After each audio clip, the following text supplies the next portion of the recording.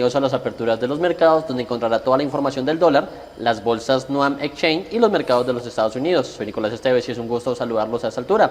Les cuento que ya arrancaron las operaciones en la bolsa de Nueva York, pues revisemos cómo se comportan entonces los principales índices de Wall Street. Comenzamos como siempre por el promedio Dow Jones, recordemos, promedio industriales, que en su arranque tiene una variación negativa del 0,55%, parcialmente se ubica en 47.453 puntos este Dow Jones, es el índice más grande de la bolsa de Nueva York. Ya si pasamos a revisar el Standard & Poor's 500, vemos que también tiene una apertura negativa, en este caso variación a la baja del 0,57%, muy parecida a la variación del Dow, pero esta vez se ubica este Standard & Poor's en 6.809 puntos. También entonces inicio negativo de diciembre para estos indicadores que tuvieron al final de cuentas en noviembre un mes positivo, a excepción del Nasdaq que ya estaremos revisando. Por su parte, entonces, el Nasdaq, de importante compuesto tecnológico, varias empresas de este sector cotizan dentro de este índice, pues también cae con un poco más de fuerza, 0,75% se devuelve y parcialmente se ubica en 23.189 puntos. Este Nasdaq que básicamente, pues, como dijimos, fue el único de los tres grandes índices que perdió al cierre de noviembre, pero pues fue algo leve. Sin embargo, pues al inicio de diciembre entonces se extiende un poco ese comportamiento negativo hacia el comienzo de esta sesión. Les cuento entonces que las acciones en Estados Unidos caen precisamente este lunes, tal como lo vimos al iniciar diciembre, arrastrados por la baja en los precios de los criptoactivos y la continuidad de la volatilidad tras un noviembre marcado por movimientos disparados. Los futuros del Dow Jones perdieron en su momento 0,4%, mientras que los del Standard & Poor's 500 y el Nasdaq retrocedieron 0,6% y 0,9% respectivamente. Las acciones tecnológicas mostraron nuevas presiones antes de la apertura, con descensos superiores al 1% en Nvidia, AMD y Broadcom. En contraste, las acciones de Synopsys subieron tras el anuncio de una inversión por parte de Nvidia, lo que contrastó con la debilidad generalizada del sector. En otras materias, el Bitcoin registró una caída superior al 5% para cotizar por debajo de los $87.000, nivel que no alcanzaba desde finales de noviembre. La criptomoneda ha mostrado dificultades para mantenerse por encima de los $90.000, reflejando una mayor incertidumbre en el mercado digital. A pesar del inicio bajista, Wall Street viene de una semana positiva en la que el Dow Jones y el Standard & Poor's 500 subieron más de 3%, mientras que el Nasdaq ganó cerca del 5%. Sin embargo, al cierre de noviembre fue irregular, con el Nasdaq cediendo 1,5% y rompiendo una racha de 7 meses al alza. De cara a diciembre, algunos analistas destacan que la estacionalidad podría jugar a favor del mercado.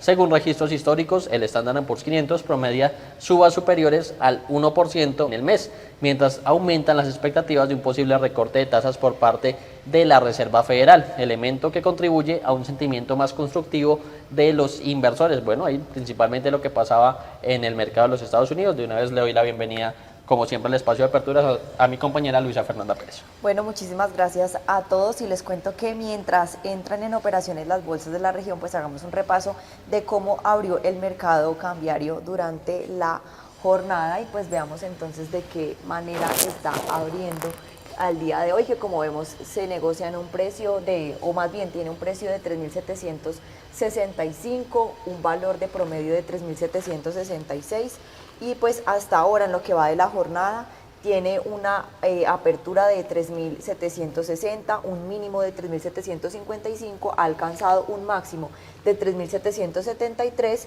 y pues realmente las transacciones son bajas por lo que va de la jornada, 330 apenas, y pues se negocia en una TRM de 3.744 pesos. A propósito de la apertura del mercado cambiario en Colombia, esto prevé Juan Pablo Vieira de JP Trading sobre el comportamiento de la divisa. El dólar continúa en un proceso de consolidación, cediendo terreno levemente frente a los principales pares de monedas a nivel global y a monedas en la región. Esto se debe a que el mercado está anticipando una reducción de tasas de interés por parte de la Fed ahora el próximo 10 de diciembre. Se espera que reduzcan 25 básicos y el 12.4% del mercado espera que las mantengan estables. Por el momento en la región no aparecen compradores, seguimos monitoreando, seguimos en la zona de piso clave, estamos en México en 18.25 como soporte, 5.28 en Brasil contra el real, en Colombia la zona de los 3.700, por el momento no aparecen compradores y mantenemos la misma estrategia, solo compras de corto plazo en la medida que vamos teniendo compromisos de aquí de a 1 o 2 meses próximos, máximo a 2 meses. Nos esperamos para realizar compras de cobertura hasta tanto no aparezcan los compradores con la capacidad para cambiar tendencia. Por el momento, cualquier rebote para nuestros clientes exportadores va a ser una oportunidad de venta para empezar a vender cerca de un 3,780, 3,800. Es una zona de techo inicial, intradiaria, para compromisos de corto plazo. Para intenciones o necesidades de venta, podemos dejar intenciones trabajando en esa zona. Muy buena zona de resistencia. Bueno, y con esa previsión que nos hace Juan Pablo, entonces a revisar ahora el dólar, pero en el plano internacional, medido a través del DXY, indicador que mide la fortaleza de la moneda estadounidense frente a sus principales pares, una canasta de divisas que incluye, por ejemplo, el euro, el franco suizo, el yen japonés, la libra esterlina, que son los que más pesan dentro de este indicador. Entonces, miremos, ese dólar de momento tiene una variación negativa, esto hablamos en el plano internacional, medio frente a sus principales pares, del 0,28%, parcialmente llega a 99,8 puntos, ya bastante cerca al soporte de los 99 puntos que no vemos desde hace bastante rato, la verdad. Estamos ahí, si observamos la gráfica, aproximadamente, si se quiere, les vamos a decir exactamente desde qué fechas, aproximadamente desde el 12 o el 13 de noviembre, básicamente vimos esos niveles por debajo de 99 o del soporte de 99, después de una valoración importante, como siempre lo referimos, hasta los 100 puntos, vimos que alcanzó un punto máximo, incluso, como observamos, al corte del 19 de noviembre, vemos que llegó a los 100,24, eran máximos de los últimos 6 meses, como vemos hay niveles que no teníamos desde mayo pasado, y sin embargo, pues las últimas sesiones han sido de debilidad del dólar, teniendo en cuenta que aumentan las expectativas de un recorte de tasas de la Fed por encima del 80%, y ante unas tasas más bajas en Estados Unidos, pues hace que el dólar, si se quiere, a nivel internacional se abarate al hacer más barato el crédito en los Estados Unidos. Entonces, básicamente, debilidad internacional del dólar, Luisa. Claro que sí, Nicolás. En noticias internacionales, pues les contamos que el candidato derechista apoyado por Donald Trump, Nasri Asfura, encabezaba por un estrecho margen el lunes las elecciones presidenciales de Honduras, marcadas por la amenaza del mandatario estadounidense de recortar la ayuda al país si el empresario no gana. Expectativa en Honduras para conocer al nuevo presidente, tras unas elecciones muy reñidas. Los resultados parciales, con el 55% de las actas escrutadas, mostraban una leve ventaja para Nasri Asfura. El candidato derechista, apoyado por el presidente estadounidense Donald Trump, superaba por poco más de 4,000 votos al tan derechista Salvador Nasrallah. A más de 20 puntos porcentuales de distancia estaba la izquierdista Rixi Moncada, candidata del gobernante Partido Libre, quien había dicho que solo reconocería el conteo total, que puede llevar días. Casi 6,5 millones de hondureños estaban llamados a elegir al relevo de Xiomara Castro en una sola vuelta, así como diputados y alcaldes por 4 años. Los comicios estuvieron marcados por la amenaza de Trump de recortar la ayuda al país si Asfura no gana. El mandatario estadounidense definió al exalcalde de Tegucigalpa como el único amigo de la libertad, al tiempo que calificó a Moncada de comunista y a Nasrallah de casi comunista por haber formado parte del gobierno con el que luego rompió.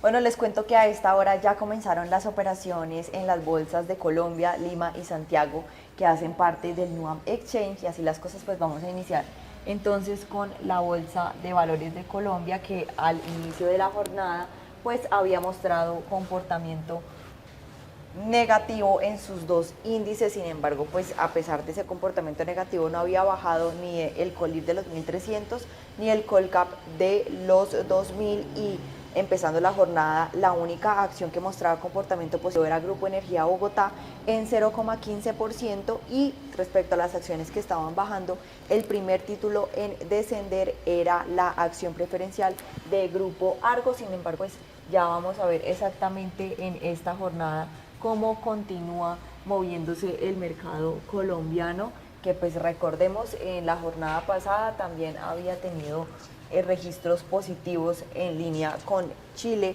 y en línea con Perú, que los tres terminaron las jornadas positivas la semana pasada, y hoy pues vemos que se está mostrando como un retroceso de esa... se está mostrando un retroceso pues de ese resultado negativo que había mostrado la semana pasada, siendo siendo los índices pues de manera positiva, y hoy pues vemos que ya habían abierto de manera negativa. Sin embargo, pues vemos que otra vez volvió a cambiar la lista de esas acciones que estaban influyendo en el resultado de los índices dentro de la bolsa colombiana. Y como podemos observar, entonces vamos a revisar los títulos, y el primer título en descender es Cibes en 3,84%. Como les estaba contando, Grupo Argos era el que estaba liderando la lista cuando iniciaron las operaciones. Sin embargo, pues vemos que Cibes se está llevando la delantera, siendo el título con menor desempeño en 3,84% específicamente, seguido de Grupo Argos de la acción preferencial en 1,35% y Grupo Sura en 1,20% y Éxito en 1,09%.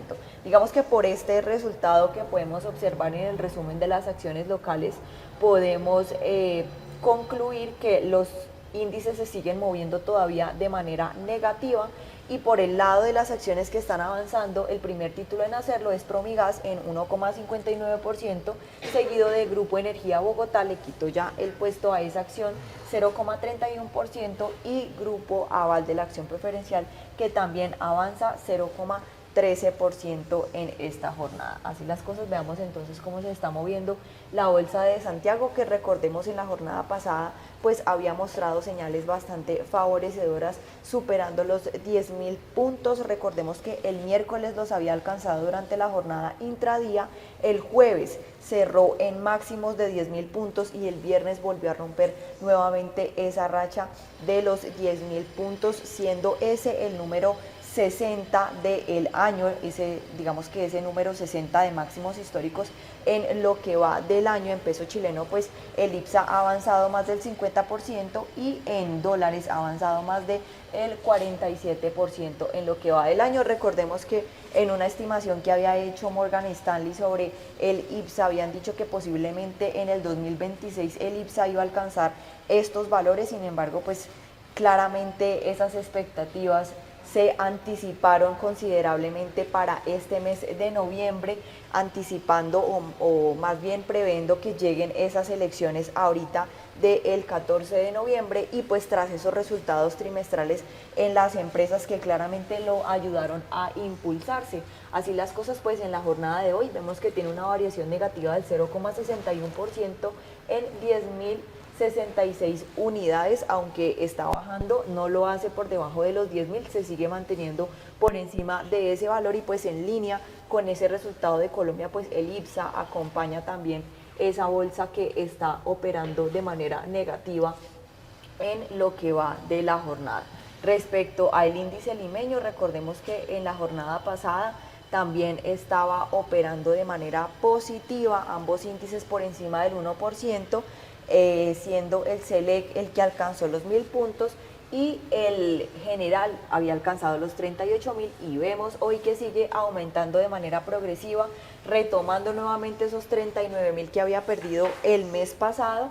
Recordemos que los había alcanzado, luego fue bajando de manera progresiva hasta los 37.000, y en las últimas jornadas ha ido avanzando más del 1% considerablemente, y ya pues vemos que hoy tiene una variación de 0,39%, alcanzó los 39.000 y se ubica en 39.117 puntos específicamente. Lo mismo pues el Select, que como vemos también avanza 0,53% y se ubica por encima de los 1.000 puntos, específicamente 1.011 puntos, y pues hasta el momento es la única bolsa que registra positivo. Es así como el NUAM, digamos que hasta el momento opera de manera mixta, siendo Colombia y Chile los que operan en negativo y Lima en positivo.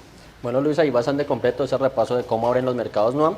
Y volvemos entonces a los mercados de los Estados Unidos. Les cuento que los rendimientos de los bonos del Tesoro en territorio estadounidense suben este lunes para comenzar el primer día de diciembre, ya que los inversores aumentaron las apuestas sobre que la Reserva Federal recortará los tipos de interés en su próxima reunión, recordemos 9 y 10 de diciembre. Los operadores estiman una probabilidad de casi el 88% de un recorte de 1/4 punto porcentual en comparación con el 85% del viernes, esto de acuerdo con la herramienta FedWatch. Los inversores analizan varios informes económicos esta semana, comenzando con el PMI manufacturero del ISM, que se publicará durante este lunes. El informe de empleo ADP se publicará el miércoles y será el dato más actualizado del mercado laboral, antes de la reunión de la FED del 9 al 10 de diciembre, como ya lo habíamos referenciado. El PMI de servicios del ISM también se publicará el miércoles y las solicitudes iniciales de subsidio por desempleo semanales se publicarán durante el jueves. El índice de gasto de consumo personal de septiembre, con retraso también por el cierre del gobierno, se conocerá durante esta semana, específicamente el viernes. Los funcionarios de la Reserva Federal se encuentran en un bloqueo de comunicaciones previo a la reunión del Comité de Mercado Abierto del 10 de diciembre, lo que hace que los inversores en datos económicos se centren en buscar pistas sobre cuál será la decisión sobre las tasas de interés. Entonces, con este resultado, con este foco principalmente ya en lo que será la reunión de la FED, pues revisar cómo se comporta la referencia del bono del Tesoro a 10 años, que recordemos es la más importante y pues básicamente la que sirve de referencia internacional para la salud de la economía estadounidense, para saber cómo está esa salud de la economía o de la primera economía del mundo. En este caso sube con fuerza 7 puntos básicos al alza y ya llega al 4,09% en tasa, este bono de referencia a 10 años, que recordemos, lo vimos incluso por niveles inferiores al 4% y posteriormente se ha ido fortaleciendo en tasa, si se quiere, en las últimas jornadas. Entonces ahí recordemos, siempre que hablamos de la deuda pública, hay un comportamiento inverso. Cuando sube en tasa, quiere decir que el papel está perdiendo valor de mercado, entonces por ende podemos hablar de una desvalorización de la deuda pública estadounidense, por lo menos a esta altura de la jornada, y pues esperar qué sucede de aquí al cierre de los mercados. Abordando otro mercado importante a nivel internacional, les cuento que los precios del petróleo suben alrededor de 1% durante este lunes, debido principalmente a una reunión de la OPEP que se dio durante el fin de semana y que el consorcio del oleoducto del Caspio detuvo las exportaciones después de los importantes ataques con drones y las tensiones entre Estados Unidos y Venezuela, que aumentan las preocupaciones sobre el suministro. Mientras además la OPEP, como recordamos, acordó dejar los niveles de producción de petróleo sin cambios para el primer trimestre del próximo año. El consorcio del oleoducto del Caspio, que transporta el 1% del petróleo mundial, anunció la suspensión de sus operaciones después de que un dron ucraniano dañara un amarre en su terminal rusa en el Mar Negro. Chevron, accionista de este oleoducto, declaró por la noche que las cargas continuaban en el puerto ruso de Novorossiysk. Ucrania también atacó 2 petroleros que se dirigían a dicho puerto ruso. La Organización de Países Exportadores de Petróleo, por su parte, acordaron inicialmente una pausa a principios de noviembre, frenando el esfuerzo por recuperar participación de mercado ante los temores inminentes de un exceso de oferta. Durante algún tiempo, la narrativa se ha centrado en un excedente de petróleo, por lo que la decisión de la OPEP+ de mantener su objetivo de producción proporcionó cierto alivio y ayudó a estabilizar las expectativas de crecimiento de la oferta durante los próximos meses. Los futuros del crudo Brent y el WTI cerraron a la baja el viernes por cuarto mes consecutivo, su racha perdedora más larga desde 2023, ya que las expectativas de un mayor suministro mundial pesaron sobre los precios. El presidente de Estados Unidos, Donald Trump, por su parte, dijo que el espacio aéreo sobre alrededor de Venezuela debería considerarse cerrado, lo que generó nueva incertidumbre en el mercado petrolero, ya que la nación sudamericana es un importante productor. Trump dijo que había hablado con el presidente venezolano Nicolás Maduro, pero no dio detalles sobre la comunicación entre ambos. Con ese contexto, principalmente, el foco en la OPEP, Rusia y Ucrania, y además lo que pasa en el Caribe con Venezuela, pues revisar cómo se comportan entonces las principales referencias del petróleo, comenzando por el Brent, de referencia europea y de referencia mundial, fundamental para empresas como Ecopetrol y Petrobras en sus temas financieros, que gana más fuerza, incluso dijimos que subía 1% y ya gana 1,60%, ya llega a $63.39 el barril. Ahí vemos cómo va cambiando, obviamente esto en tiempo real, 1,62% avanza hasta los $63.39, ahí hablando del petróleo de referencia mundial. Y ya si observamos el petróleo, el WTI, en este caso de referencia estadounidense, también gana casi que en igual magnitud, 1,71% y llega a los $59.55 por barril. Ya se acerca nuevamente el WTI a ese nivel clave de los $60, que ha perdido de manera constante durante noviembre, parte de octubre, pero pues ahí vemos que tiene un impulso bastante importante, por lo menos en el inicio de diciembre, y esperar si el petróleo puede cortar, Luisa, esa racha negativa que ya completa 4 meses de manera consecutiva, la peor desde 2023. Claro que sí, Nicolás. Por ahora les cuento que Donald Trump confirmó que habló recientemente por teléfono con el mandatario venezolano Nicolás Maduro, quien lo acusa de usar la lucha antidrogas como pretexto para desplegar importantes recursos militares en el Caribe con el objetivo de derrocarlo. No quiero comentar el tema, pero la respuesta es sí. Así respondió Donald Trump el domingo a una pregunta de una periodista sobre si había hablado recientemente con su par venezolano Nicolás Maduro. Trump no dio detalles sobre la conversación y se limitó a indicar: no diría que fue bien ni mal, fue una llamada telefónica. El diario The New York Times había informado el viernes sobre la conversación en la que, según el periódico, ambos habrían hablado sobre una posible reunión en Estados Unidos. El fin de semana, Trump intensificó drásticamente sus amenazas contra Venezuela al advertir el sábado que el espacio aéreo de ese país debería considerarse cerrado. Aunque el mandatario no ha amenazado públicamente con usar la fuerza contra Maduro, en los últimos días afirmó que los esfuerzos para detener el narcotráfico venezolano por tierra comenzarían muy pronto. Washington acusa al presidente venezolano de encabezar un supuesto cártel de la droga. Por su parte, Maduro acusa a Estados Unidos de usar la lucha antidrogas como pretexto para desplegar importantes recursos militares en el Caribe con el objetivo de derrocarlo. El domingo, el legislador republicano Mark Wayne Mullen dijo a CNN que Estados Unidos le dio a Maduro la oportunidad de irse del país. Y en otras noticias, el primer ministro de Israel, Benjamin Netanyahu, que enfrenta un juicio por corrupción, anunció el domingo que presentó una solicitud de indulto al presidente Isaac Herzog, argumentando que los prolongados procesos judiciales están dividiendo al país. El primer ministro de Israel, Benjamin Netanyahu, que enfrenta un juicio por corrupción, anunció el domingo que presentó una solicitud de indulto al presidente Isaac Herzog. Según él, los prolongados procesos judiciales están dividiendo al país.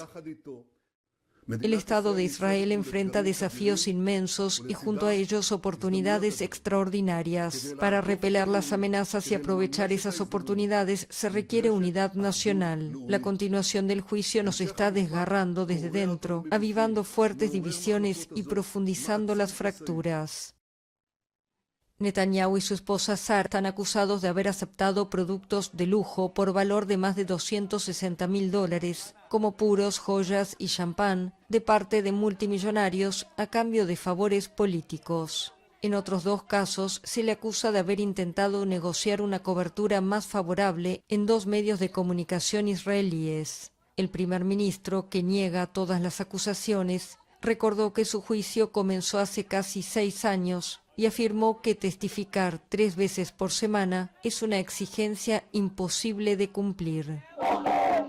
Decenas de personas protestaron en la noche del domingo delante de la residencia del presidente Herzog en Tel Aviv para exigir que rechace el indulto.